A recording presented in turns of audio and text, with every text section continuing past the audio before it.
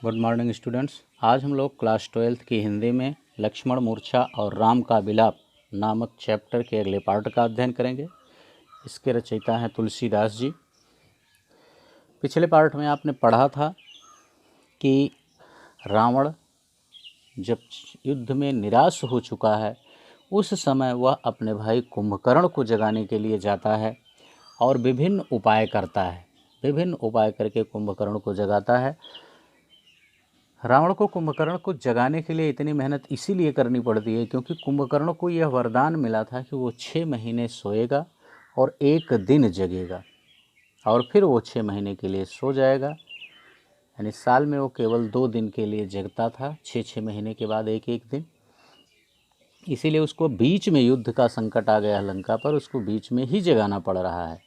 इसीलिए उसको रावण अनेकों उपाय करता है। विभिन्न प्रकार के उपाय के द्वारा, नगाड़े के द्वारा, हाथी के चिघाड़ के द्वारा, उसके शरीर में भाले चुभो करके, इस तरह से विभिन्न प्रकार के उपायों के द्वारा उसे जगाता है। ये तो हमने पिछले पार्ट में पढ़ा। अब आइए हम देखते हैं इस पार्ट में। लेकिन इससे पहले यदि इस चैनल को आपने अभी तक सब्सक्राइब नहीं किया है तो चैनल को सब्सक्राइब अवश्य कर लें। वीडियो को अधिक से अधिक लाइक और शेयर ज़रूर करें जिससे कि आपके मित्र भी इस वीडियो का पूरा लाभ ले सकें, और कमेंट करके हमें भी यह बताएं कि यह वीडियो आपको कैसा लगा। आइए हम इस पार्ट में उसके आगे के भागों का अध्ययन करते हैं। देखिए, जागा निश्चर देखिए कैसा, मानहु कालु देह धरि वैसा। जागा निश्चर देखिए कैसा। जब इसमें कुंभकर्ण के जगने और रावण और कुंभकर्ण के वार्तालाप का वर्णन किया गया है कि जागा निश्चर, निश्चर जागा, अर्थात जब रावण ने विभिन्न प्रकार के उपाय किए कुंभकर्ण को जगाने के लिए तो कुंभकर्ण जग गया। कैसा देखिए, और वह कुंभकर्ण जब जगता है तो जब उठकर बैठता है, बैसा शब्द आया है, कालु देह धरि बैसा, बैसा माने बैठा। जब वो उठकर बैठता है तो कैसा देखी, वो कैसा दिखाई देता है, मानव कालु देह धरि बैसा। मानो कालु माने मृत्यु ही, अर्थात यमराज ही शरीर धारण करके बैठ गए हों। यानी कुंभकर्ण इतना भयंकर और विशाल था कि उसको देखने से ऐसा प्रतीत हो रहा था कि जैसे स्वयं यमराज ही शरीर धारण करके बैठ गए हों।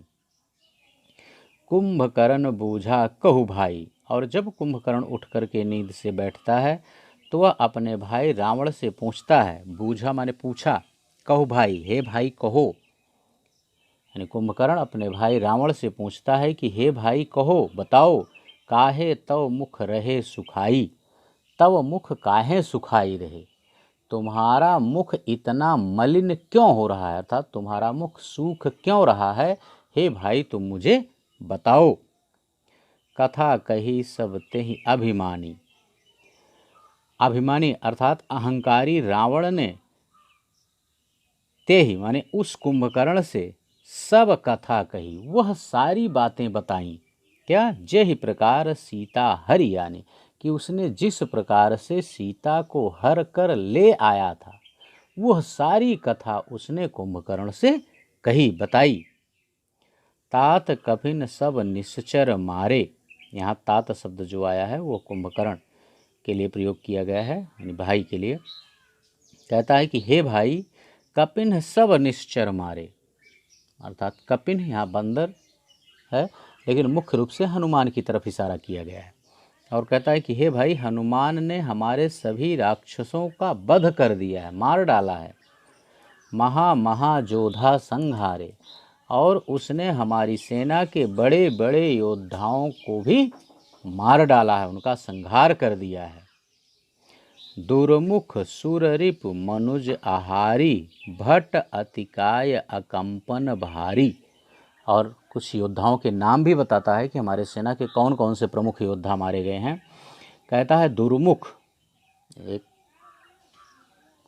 योद्धा का नाम दुर्मुख था, बताता है कि दुर्मुख मारा गया है। सुर रिपु, सुर माने देवता, रिपु माने शत्रु, देव शत्रु मारा गया है। एक योद्धा का नाम देव शत्रु था, देव शत्रु माना गया है।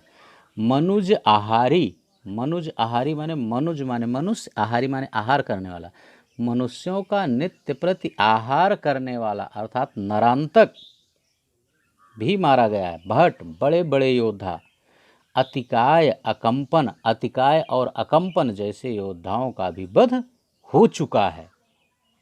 ठीक ना, दुर्मुख मारा गया, देवशत्रु मारा गया, नरांतक मारा गया, अतिकाय अकंपन जैसे बड़े बड़े महायोद्धा भी मारे जा चुके हैं। अपर महोदर आदिक वीरा, परे समर महि सब रन धीरा। और रावण कुंभकर्ण से आगे कह रहा है अपर महोदर आदिक वीरा, और अपर महोदर जैसे आदि वीर, महोदर और आदिक जैसे वीर भी, परे समर महि सब रन धीरा, वो युद्ध भूमि में बेजान होकर के पड़े हुए हैं। रणधीर माने महायोद्धा, ये महायोद्धा भी युद्ध भूमि में बेजान होकर पड़े हुए हैं। तो जब इस तरह से कुंभकर्ण रावण की बातों को सुनता है तो देखिए इस दोहे में वो क्या कहता है, सुनि दस कंधर वचन तब कुंभकर्ण विलखान, जगदम्बा हरि आनि अब सठ चाहत कल्याण।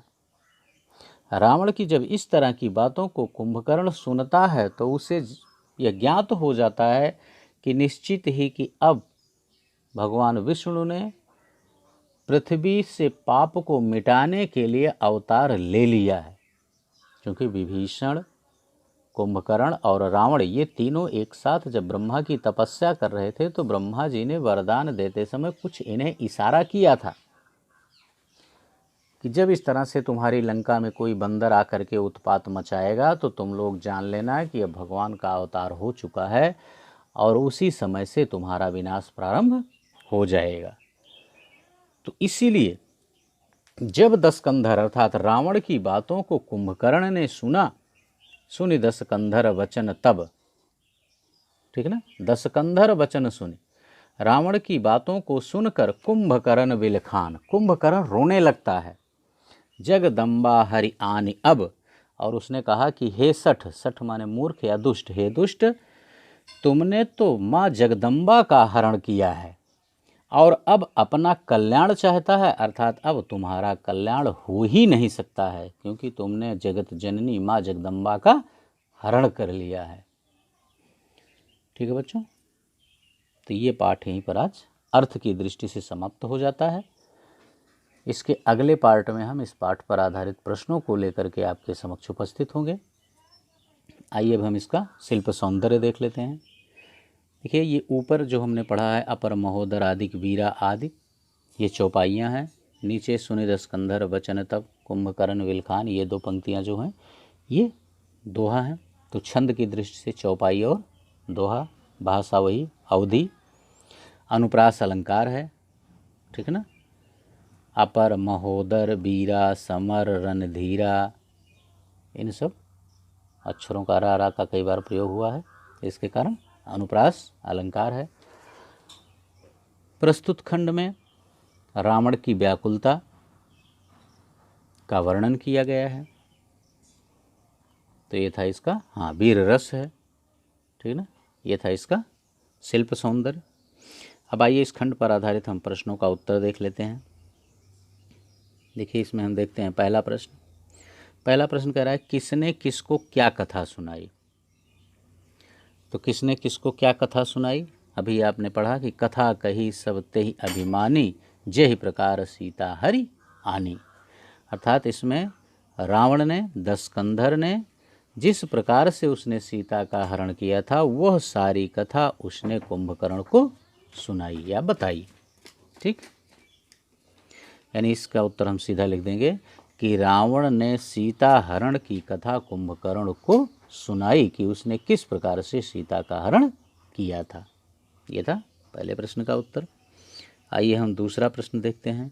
रावण की सेना के कौन कौन से वीर मारे गए। अभी आपने पढ़ा कि दुर्मुख सुररिपु मनुज आहारी, भट अतिकाय अकंपन भारी, अपर महोदर आदिक वीरा, परे समर महि सब रन धीरा। ठीक ना, तो इतने योद्धा मारे गए थे। तो इसके उत्तर में आप लिखेंगे रावण की सेना के दुर्मुख, देवशत्रु, मनुजहारी नरांतक, अतिकाय, अकंपन आदि जैसे महायोद्धा मारे जा चुके हैं। ठीक ना, या मारे गए हैं। ये था दूसरे प्रश्न का उत्तर। तीसरा प्रश्न, हनुमान के बारे में रावण क्या बताता है? रावण जो है वह हनुमान, अभी मैंने कहा था ना कि जब आपने ये पंक्ति पढ़ी थी कपिन संहारे, ठीक है ना, तो वहाँ पर कपिन शब्द जो आया है वह केवल बंदरों के लिए नहीं आया है। तात कपिन सब निश्चर मारे महाजोधा संहारे, यहाँ कपिन शब्द जो आया है मुख्य रूप से हनुमान जी के लिए आया है। तो यहाँ हनुमान के बारे में रावण जो है वह उनकी वीरता के बारे में बताता है और अपने पराजय की आशंका के बारे में बताता है। यानी रावण जो है वह हनुमान के पराक्रम, उनके युद्ध कुशलता के बारे में कुंभकर्ण को बताता है और अपने पराजय की आशंका के बारे में भी बताता है। आइए हम चौथा प्रश्न देखते हैं। रावण की बातों पर कुंभकर्ण ने क्या प्रतिक्रिया जताई? ठीक है ना, दोहे में सीधी उसकी प्रतिक्रिया है, सुने दस कंधर वचन तब कुंभकर्ण विलखान, जगदम्बा हरि आनि अब सठ चाहत कल्याण। ठीक है ना, तो रावण की बातों पर कुंभकर्ण जो है वो रावण की बातों को सुनकर कुंभकर्ण रोने लगता है और वह कहता है रावण से कि तुमने माँ जगत जननी का अपहरण किया है और उसके बाद अपना कल्याण चाहता है, इसलिए हे दुष्ट अब तुम्हारा कल्याण हो पाना मुश्किल है। ये उसकी प्रतिक्रिया थी। ओके बच्चों, बस इस पार्ट में इतना ही। लेकिन इस चैनल को अभी तक आपने सब्सक्राइब नहीं किया है तो चैनल को सब्सक्राइब अवश्य कर लें और वीडियो को अधिक से अधिक लाइक और शेयर करना ना भूलें और कमेंट करके हमें भी यह ज़रूर बताएं कि ये वीडियो आपको कैसा लगा। Okay, thank you.